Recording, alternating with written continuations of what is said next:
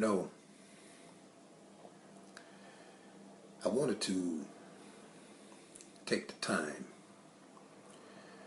to deal with something that, again, I believe in this whole Trayvon Martin fiasco. And when I say fiasco, I'm not talking about his death. I'm talking about the Negro's response. And that is when you come down on the wrong side of this issue, what many of these Negroes would do is immediately they will label you as an Uncle Tom. Now, again, and I've said this in many of my videos, I don't really know why I don't register with people. But to do this, to make these type of videos, and to write the blogs that I have written, people, listen to me. You got to have thick skin. That is the number one prerequisite. If you do not have thick skin, don't get behind in front of a video camera making controversial videos that push the envelope because you're going to get attacked. I understand this. I have no problem with that. I have no problem with people disagreeing with me. I really wish I could find someone who can deconstruct my arguments. But when you do these type of videos, and not only myself, but there's other channels here on YouTube that push the envelope, very critical of black women, very critical of the black community, people immediately will seek to name call and start throwing out names. You're an Uncle Tom. You're a sellout. You hate yourself. And what's amazing about that is that if the person who is merely pointing out the behavior, if a person says, excuse me,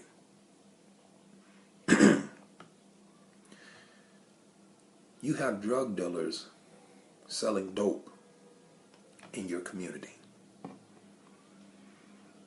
If the person who said that, who's just merely pointing out what everybody should be able to see, if the person who points that out is an Uncle Tom, hates himself, don't like black people, and he's the person that just merely points it out, then what do you call the person who's selling the dope? If a person says, black women are ratchet, some, not all, behave in ways that are detrimental for their relationships, for their children, for their community, if a person who points that stuff out is deemed a hater of black women or a hater of black people, hater of themselves, you call him Uncle Tom, and this person is just merely pointing this behavior out, then if that person is all of these negative things, what do you call the black females who are actually engaging in this ratchet behavior? If the person who simply says black people need to get their shit together is a black buffoon and a sellout, then what do you call the black people who have no problem not having their shit together, living off the dole, living on welfare, have no problem staying in Section 8 housing, raising generation after generation, you have no problem getting food stamps, and when their children turn 18, take them to go get their food stamps? What do you call those people? See, you black people, y'all have this thing twisted. And see, what you really need to do is y'all need to understand that you people, and when I hear people, well, you're casting, you're exposing dirty laundry. No, there is no exposing of no dirty laundry. This stuff is well documented. Everyone can see this. You people are the laughingstock of civilization. The world, people look at you and laugh. I mean, it's amazing that you people don't understand this. They're not laughing with you, Negro. They're laughing at you. Because in 2013, you are going backwards, dude. And you don't understand this. Some of these brothers who come to my channel, and I've seen other videos that they've made for other people on their channel, and these brothers, they don't have the reasoning skills to see how hypocritical it is. To come to people on YouTube and to criticize them, but you won't do anything about the larger exploitation of black women or black people that goes on in your community, that you are readily accessible, you see it every day, you know it goes on, you're aware of it, some of it you engage in. And you can't see how hypocritical that is because you don't have critical thinking skills, you don't have reasoning skills. And this is the reason why, again, I often tell people, this is the reason why I don't debate y'all. It's because your arguments don't hold any water. If you people are going to come to me and tell me that because I say about Trayvon Martin and the reaction that you Negroes had, protesting, demanding justice, no peace, holding candlelight vigils, and that is just blatant hypocrisy if you're not going to do that when it's a black on black murder, and we all know this. I mean, it's a crying shame when you have teachers who love to teach, who at the end of the school year, when they're hugging their students, has a tear in their eye because they know some of these students, they're not going to make it through the summer, they're not going to see in the fall. And it's not because they're going to leave the district or go to another school, it's because they're going to be killed. They're going to be murdered. And these teachers know this. Everybody knows this. And you Negroes are okay with that.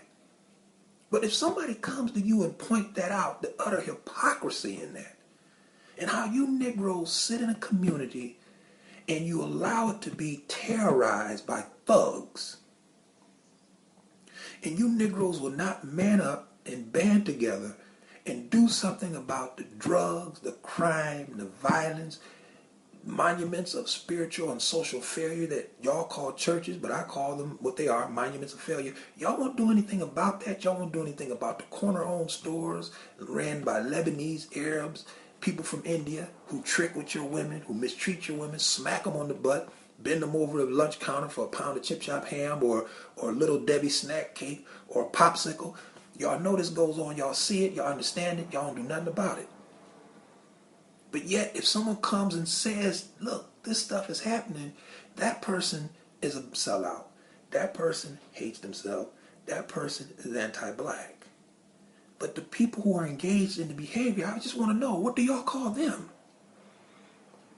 If I'm Uncle Ruckus for telling you people that you should be controlling the economics in your community, you should be not allowing these young thugs to terrorize your elderly who are in the waning years of their life. They didn't work all their life, and they should be just enjoying their last few years or their last years on earth, sitting back on their porch, enjoying them. They should be able to do that. They live their life, but they can't do that because you got young Negroes who are terrorizing these communities. Y'all know it goes on. It goes on across this nation. Everybody knows this is not a secret.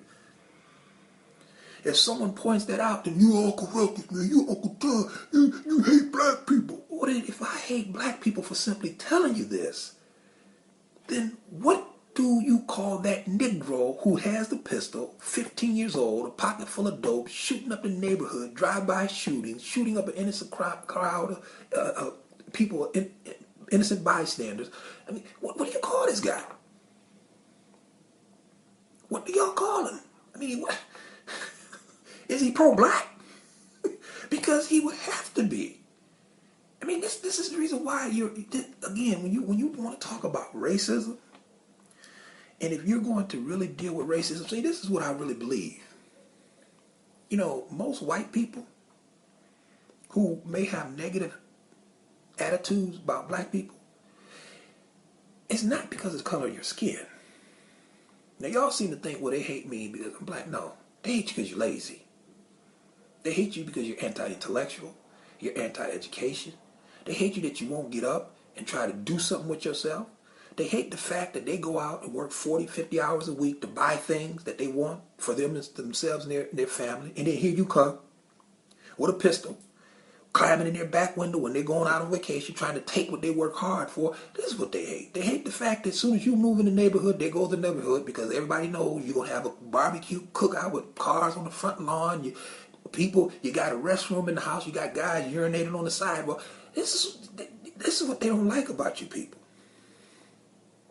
And it's unfortunate that the black people who don't fit this mold is thrown into that same pot with everybody else. Because this is the reason why this racial piece is not going to be solved. Because you Negroes need to check yourselves. Now, when I said that before, I had a minstrel. And this lets you know the reason of these Negroes. And this is the stuff that I get that I don't even respond to. When I said that you Negroes need to start checking the behavior in your community, I actually had a Negro who actually sent me a video and told me that the title of the video, I believe, was I can't solve the problems of the ghetto. Because he seemed to believe that what I was suggesting is that he goes up to a dope dealer, snatch the dope out of his hand, and tell him to stop selling dope. I'm going to let that marinate, because this is the type of irrational, effeminate assumptions that black men draw. If this was a female that sent me this, I would understand it. I would understand it completely, and I would explain to her what exactly I was saying. But for that to come from a black male is quite troubling to me. Because you would think that a brother would be able to have more critical reasoning and thinking skills to know exactly what I'm talking about when I suggest that there's things in the black community that black people need to start checking themselves. And for you not to understand that and think that I mean you walk up on a dope dealer and snatch the dope out of his hand and tell him to stop selling dope, the only thing that I can tell you, sir, is that you're stupid. There's just nothing else that I can say. I mean, this here is like the doctor who comes out of the emergency room and he pulls down his mask, and all of the family is looking at him wondering, hey, how's our loved one? Is he going to make it? And the doctor walks over and tells him, look, do y'all have insurance? Because it might be time for you to start contacting your reverend, because there was nothing that I can do with him. You didn't bring me much to work with. He's finished. And that's essentially what it is when I get these responses from these Negroes who sit back and call names for people who just merely point out the hypocrisy of the American Negro. And the people who point this behavior out is castigated, ostracized.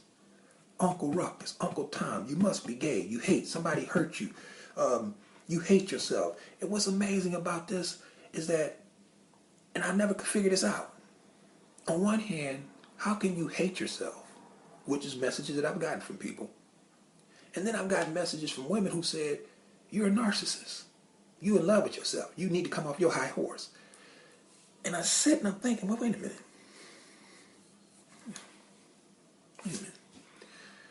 I hate myself. Full of self-hate. Don't like being black. Don't like black people. Okay, I got that.